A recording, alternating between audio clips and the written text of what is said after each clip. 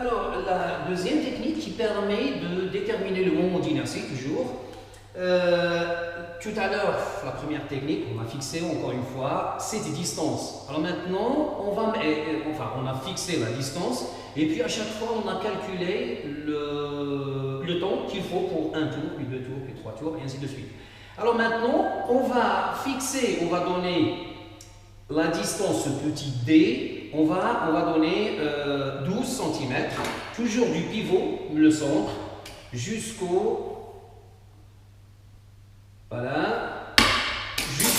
l'axe médian de ce cylindre-là. Et je serre. L'autre masse, on la met encore une fois à une distance de telle sorte qu'on aurait un équilibre. Ça va pas? Voilà. Moi, je mets le crochet au-dessus pour ne pas gêner le cordon. J'enroule. Et puis on va faire exactement la même chose comme tout à l'heure. Mon chrono, je le réinitialise. Là, on nous demande de mesurer le temps qu'il faut pour 4 tours cette fois-ci. Pas un tour, puis le deuxième, deux tours et ainsi de suite. Donc on va s'intéresser uniquement à 4 tours. Bon, horizontal, je clique. Un tour, deux tours, trois tours et 4 tours. Alors, vous avez vu que lorsque ça arrive vers le troisième et quatrième tour, ça tourne très très vite. Donc il faut faire, il faut être vigilant, je vais dire, il faut cliquer au bon moment lorsque la tige est plus ou moins à l'horizontale. Bon, là, on va faire la même chose, on a dit comme tout à l'heure, ça veut dire qu'on va mesurer 3 fois le temps qu'il faut pour 4 tours. Et on prend la moyenne. Donc le deuxième essai. Réinitialisation, je lâche et je clique. Premier tour, deuxième tour, troisième tour et quatrième tour. Voilà.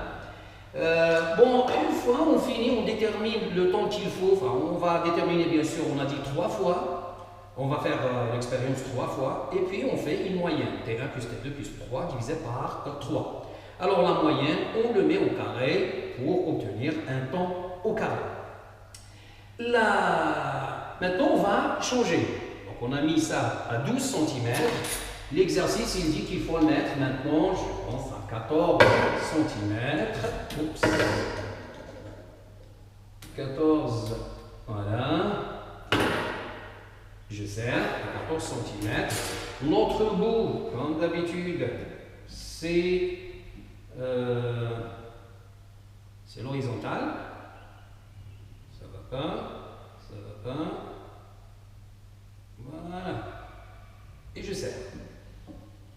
Alors maintenant, on va déterminer exactement la même chose. Et on va mesurer le temps qu'il faut pour 4 tours.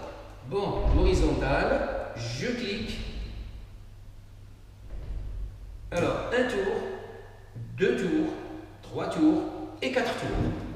Bon, on refait ça une deuxième fois, puis une troisième fois pour trouver la moyenne. Après, on le met à, donc on a dit 12, 14, puis 16 et puis 20. Donc, et on fait la même chose. Et on vous demande de tracer cette fois-ci le temps au carré en fonction de cette distance au carré.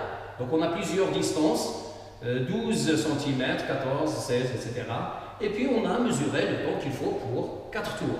Alors on verra comment interpréter, comment exploiter cette manip pour déterminer encore une fois le moment d'inertie.